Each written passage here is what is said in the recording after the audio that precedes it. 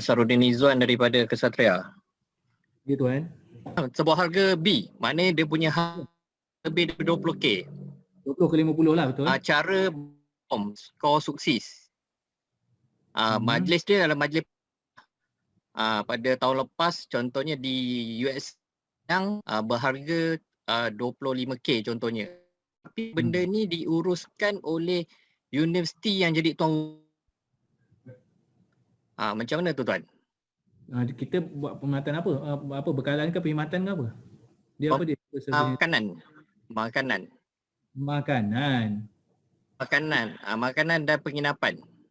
Makanan dan penginapan. Okey. So maknanya kita urus je lah. Ya tuan. Kita urus je. Okey, kalau bawah dia bawah sebenarnya ada pengecualian tu, bawah tata cara perolehan sebenarnya. Tapi yang tuan mention saya ni sekarang sebenarnya kita urus untuk pihak ni lah. Tuan rumah bukan kita ya tuan? Bukan. Tuan rumah adalah universiti secara bergila-gila, universiti awam. So masa tahun lepas tu kita tuan rumah ke bukan? Bukan. USM, Pulau Pinang. Tapi kita dibagi tugasan untuk handle jamuan dan makanan lah. Ya, dia bagi sebuah harga daripada USM, quotation harga 25K, penginapan dan sajian lah. Contohlah kan. Saya cuba nak fahamkan ya. Okey, macam ni Encik Asmaruddin. Sebenarnya projek ni daripada dana tu daripada mana? Bukit Aman ke? Dana tu kita cuma bayar makan minum dan penginapan. Okey, faham. Sekarang ni makan minum dan penginapan kita bayar, tetapi kita tak bayar kepada syarikat. Kita bayar kepada USM. Okey, macam ni. Betul. Dia kiranya sebenarnya dia nak berkongsi peruntukan lah ni. Bukanlah kita memproses perolehan. Betul? Kita berkongsi peruntukan. Maksudnya bila kita mesyuarat, kita bincang. Okey, kos ni UKM akan tanggung penginapan makan. Tetapi perolehannya diselesaikan di USM lah sebagai tuan rumah. Jadi sebenarnya dia tak ada apa-apa isu tentang perolehan.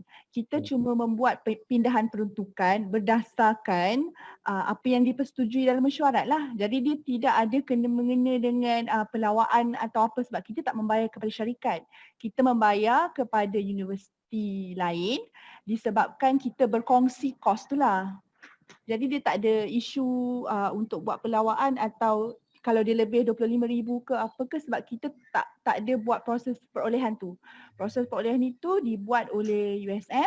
Kita cuma membayar berdasarkan macam dia bagi bukti kepada UKM. Okey, ini adalah company yang dia pilih, kos ni ini sebanyak ini. Jadi sebagai UKM adalah sebagai yang akan menanggung kos untuk penginapan dan makanan, akan bayar sebanyak ni berdasarkan bukti. Dia sebenarnya adalah bayaran pindahan saja. Jadi dia tak ada kena-mengena dengan ni. Macam Cik Ruan kata dia macam G2G, tapi because of EP ni tak ada lagi G2G, jadi kita akan bayar secara manual je lah. Bayaran pindahan kita panggil. Betul. Clear, terima kasih. Clear. Okay. Terima kasih. Bacakan ya soalan dia. Untuk kontrak tu, company yang sediakan kontrak kan, bukan kita sendirikan. Satu lagi, kalau kontrak tu 2 tahun atau 3 tahun tapi PR akan keluar setahun juga ke, macam mana? Ada sambungan dia. Hari tu saya ada uruskan terima PR dari sistem e-perolehan dari institusi governance yang lain untuk join seminar yang pihak kami anjurkan. Adakah proses tu di bawah sistem e-perolehan yang sama? Okey, faham. Satu seminar tadi kan. Okey, saya menjawab pada soalan yang pertama tu berkaitan dengan satu adalah berkaitan dengan pengurusan kontrak. So setakat ni kita hanya menerima pakai menggunakan kontrak kita. Tapi jika syarikat kalau ada keperluan, contoh daripada especially daripada luar negara, biasanya ada order form atau kontrak, dia akan hantar pada kita. Okey, dia akan hantar pada kita. Macam daripada luar negara kita boleh terima, tapi setakat ni kita hanya menggunakan pakai kontrak kita. So syarikat yang semak kontrak kita. Tak ada kita terima guna pakai daripada kontrak daripada syarikat lagi. Cuma adalah yang sebelum-sebelum ni adalah yang kita semak-semak macam kontrak daripada syarikat tu mostly daripada yang company luar negara. Yang baru kita guna pakai kontrak dia lah. Kalau sekarang ni, kalau melibatkan perolehan bermasa yang melibatkan tempoh 1 tahun, 2 tahun, 3 tahun, memang kontrak tu daripada kita sebab kita kena proses daripada surat setuju terima dulu. Lepas surat setuju terima, syarikat dah terima, baru kita akan proses tempoh kontrak dalam masa 3 bulan. Itu the maksimum tempoh yang kita tetapkan lah. Dan tadi cakap berkaitan dengan PR. PR ni kita based on, kita boleh. Kita sebenarnya based on peruntukan PTJ sebenarnya. Kalau bajet tu tahun tu untuk tahun tu je lah. So kita based on peruntukan PTJ. So memang every year lah. Kalau biasanya kita akan buat every year. Cik Irwan, saya tanya soalan tu. Okey. Dengar ke? Ini yang tanya soalan pasal kontrak ke? Pasal kontrak tu. Okey. Okey, silakan. Sebab yang maksud yang saya tanya ni kontrak penyelenggaraan. Okey. Macam saya kalau ikutkan tahun ni saya dah setahun tak buat kontrak. So saya tak sure sama ada perubahan ataupun tidak. Tapi macam sebelum ni awal-awal dulu kita buat kontrak and then bagi pada company. Seingat saya lah. Okey. Untuk diorang terima. Tapi ada sekali saya tak ingat bila kita minta diorang pula yang bagi kontrak sekali dengan quotation untuk kontrak penyelenggaraan tu. So itu yang saya tanya balik tu, kita buat sendiri ataupun company tu yang sediakan kontrak tu? Adakah proses baru kita sediakan kontrak datang pada company? Macam mana? Tak, kontrak ni bawa kita memang kita sediakan. Kalau tengok bawah PKU yang terbaru ni, rumah dia pension, yang pengurusan kontrak di bawah kita, Jabatan Bendahari. So kita sebenarnya kontrak kalau kita guna pakai kontrak kita. So seperti yang sebelum ni, kalau sebelum ni ada terima macam tu, dan siapa yang tanda tangan kontrak tu? Bendahari. Bendahari. Kita terima daripada company, terms tu ni lah, cuma macam saya hantar ke, saya daripada FSK, so saya hantar ke Bendahari. Last buat bila tu? Dia orang yang akan Last buat? Saya rasa 2019 ke 2018 kot. Oh, okey. Sebenarnya dulu ada juga kita pakai guna. So mungkin ada perubahan. Dulu ada kita pakai guna, kita pegawai biasa, pegawai undang-undang kita akan semak juga kontrak syarikat tu. Kalau kata kontrak tu boleh diterima pakai, kita guna. Kalau kata, tapi choice yang kita ada, kita guna kontrak kita. Okay. So contoh kalau kata macam yang baru ni, kita dapat quotation dulu daripada apa? Kita pelawa pada dia orang untuk dia orang sediakan kontrak ke atau macam mana?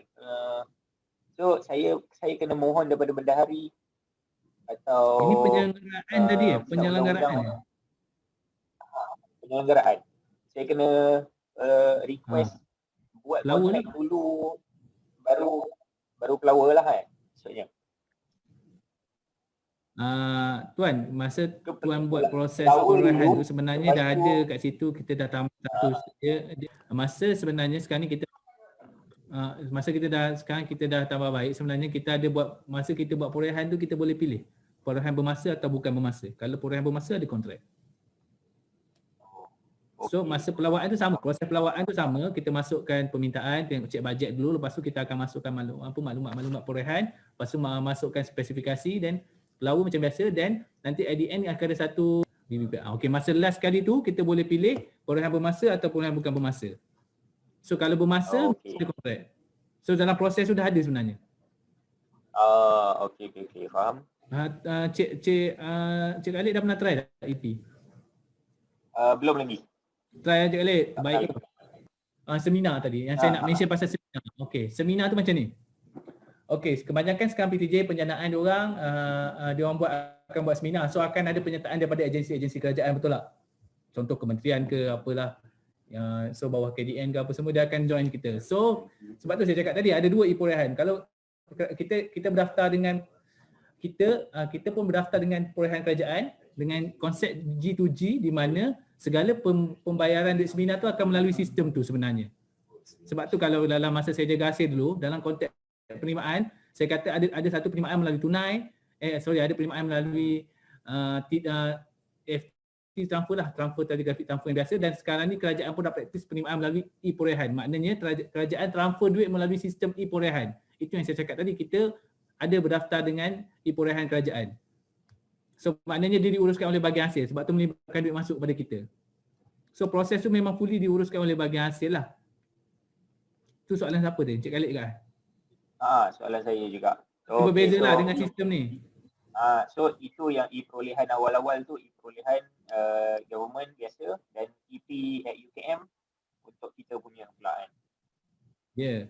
Senang basic dia kita ingat, kalau melibatkan duit terima penjanaan kita daripada duit tu pembayaran daripada kerajaan, kita kena maklum itu adalah sistem EP daripada kerajaan lah. Guna sistem EP kerajaan. So diuruskan oleh bahagian hasil penerimaan. Kalau duit pengeluaran, duit keluar, duit kita nak belanja, kita akan guna sistem EP lah, lalu proses perolehan lah. So sistem EP UKM. Itu dia. Faham. Salam Encik Irwan, berkaitan dengan sewaan Kowe perlu ke melalui EP atau bagaimana dan perlu ke 3 kajian? Betul. Kowe pun tak terkecuali. Kowe pun kena lalui EP. Dia tak ada bawah fikir pengecualian mana-mana. Dia bawah pengecualian fikir 7 ada 16 item yang bawah pengecualian. Tapi yang Kowe semua ni tak ada lah. Mesin air semua ni tak ada. So flower je dalam EP.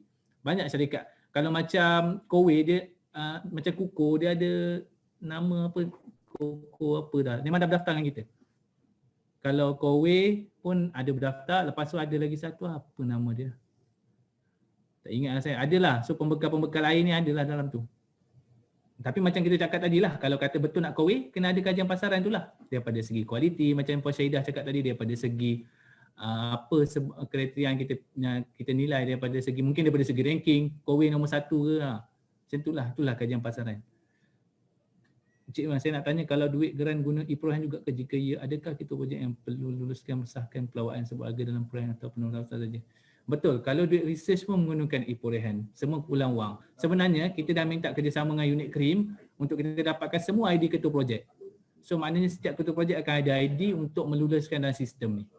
Saya nak ucapkan maaf lah kalau ada keterlanjuran bahasa saya. So saya ucapkan ribuan terima kasih kepada yang menyertai ini. Sekian, terima kasih.